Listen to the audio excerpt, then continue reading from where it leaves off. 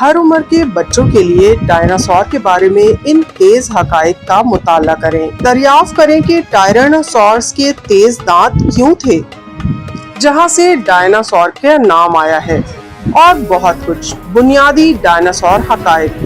Dinosaur رینگنے والے جانوروں کا ایک گروپ ہے جو زمین پر تقریباً 245 ملین سال سے زندہ ہے۔ 1842 میں انگریز نیچرلسٹ سر رچرڈ اون نے ڈائناسوریا کی اصطلاح بنائی، جو یونانی ڈیونوس سے ماخوذ ہے، جس کا مطلب ہے خوفناک حد تک عظیم، اور سوروس جس کا مطلب ہے چھپکلی۔ ڈائناسور کے فوسل 7 براعظموں پر پائے گئے ہیں۔ تمام غیر ایوینین ڈائناسور تقریباً 66 ملین سال پہلے معدوم ہو گئے تھے۔ معدوم ہونے والے ڈائناسور کی تقریباً 700 معلوم اقسام ہیں۔ جدید پرندے ڈائناسور کی ایک قسم ہے کیونکہ وہ غیر ایوین ڈائناسور کے ساتھ مشترکہ آباء و اجداد کا اشتراک کرتے ہیں۔ پیلنٹولوجی ماہرین حیاتیات جاسوسوں کی طرح ہیں جو ان شواہد کی جانچ پڑتال کرتے ہیں کہ ناپید جانور پیچھے رہ گئے ہیں۔ ڈائناسور کس طرح کے تھے، اس کے وہ اشارے فوسلز میں پائے جاتے ہیں۔ کسی جاندار کی قدیم باقیات جیسے دانت، ہڈی یا خول، یا جانوروں کی سرگرمیوں کے ثبوت جیسے قدموں کے نشانات اور ٹریکز۔ غیر ایوین ڈائناسور کے بارے میں جو کچھ بھی ہم جانتے ہیں وہ فوسلز پر مبنی ہے، جس میں ہڈیاں، دانت، قدموں کے نشان، پٹری، انڈے اور جلد کے نقوش شامل ہیں۔ صدیوں سے پوری دنیا میں لوگوں نے حیرت انگیز فوسلائزڈ ہڈیوں اور قدموں کے نشانات دریافت کیے ہیں۔ ابتدائی طور پر متاثر کن کنودتیوں اور پریوں کی کہانیاں ملتی ہیں، جیسا کہ لوگوں نے تصور کیا تھا کہ یہ ہڈیاں جنات یا بڑے راکشسوں کی ہیں۔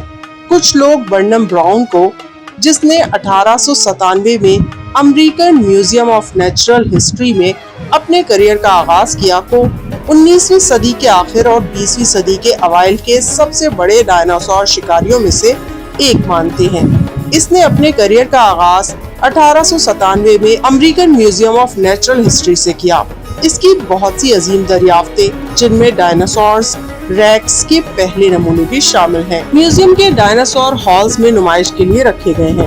آج صبر اور تیز مشاہدے کی مہارتوں کے علاوہ ماہرین حیاتیات ڈائناسور اور دیگر فوسلز کے بارے میں جواب طلب سوالات کو حل کرنے کے لیے نئی ٹیکنالوجیز کا استعمال کرتے ہیں۔ جدید ترین امیجنگ ٹیکنالوجی جیسے کہ سی ٹی اسکین ماہرین حیاتیات کو فوسلز کی سہ جیتی ساخت کو دیکھنے کی اجازت دیتی ہے، اکثر میٹرکس کو ہٹائے بغیر۔ ماہرین حیاتیات بائیو میکینکس کی تحقیق کو شامل کرتے ہیں، طبیات اور انجینئرنگ دونوں کے اصولوں کو لاگو کرتے ہوئے غیر ایوین ڈائناسور کی حیاتیاتی تحریک کی تشکیل نو کرتے ہیں۔ جیواشیم کی ہڈیوں سے حاصل کی گئی معلومات کے ساتھ ساتھ زندہ جانوروں کی انواع کی حرکت اور عضلات دونوں کے مشاہدات سے انسانوں کو یہ ماڈل بنانے میں مدد ملتی ہے کہ غیر ایوین ڈائناسور کیسے منتقل ہوئے ہوں گے۔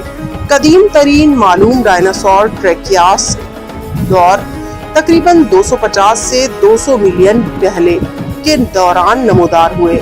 ڈائناسور جانوروں کے ایک بہت متنوع گروپ میں تیار ہوئے، جن میں جدید پرندے بھی شامل ہیں۔ بہت سے لوگوں کے خیال کے برعکس تمام ڈائناسور ایک ہی ارضیاتی دور میں نہیں رہتے تھے۔ اسٹیگوسورس مثال کے طور پر 150 ملین سال پہلے مرحوم جراسک دور کے دوران تھے۔ ٹائرانوسور ریکس کے تقریباً 72 ملین سال پہلے آخری کریٹاسائسس دور میں رہتا تھا۔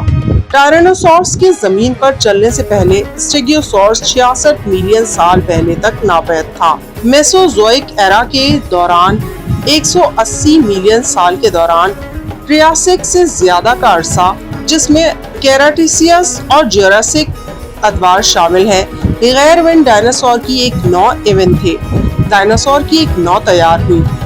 یہ ایوین ڈائناسور پہلا پرندہ اور تمام پرندوں کا پیش 66 ملین سال پہلے خیمہ تھا۔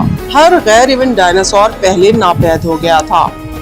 کریٹیسیس دور کے اختتام پر غیر ایوین ڈائناسور اور دیگر پرجاتیوں کے بڑے پیمانے پر معدوم ہونے میں کیا کردار ادا کر سکتا ہے، اس بارے میں کئی نظریات موجود ہیں۔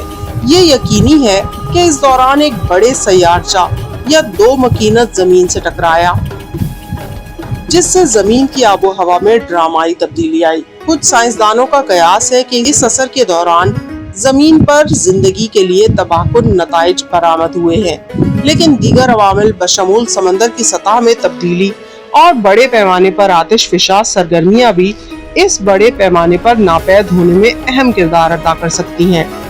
ڈائناسور فوسلز تلاش کرنے والے ماہرین حیاتیات میزوک دور سے تلچھٹ کی چٹان تلاش کرنے کے لیے علاقوں کا سروے کر کے اپنا کام شروع کرتے ہیں۔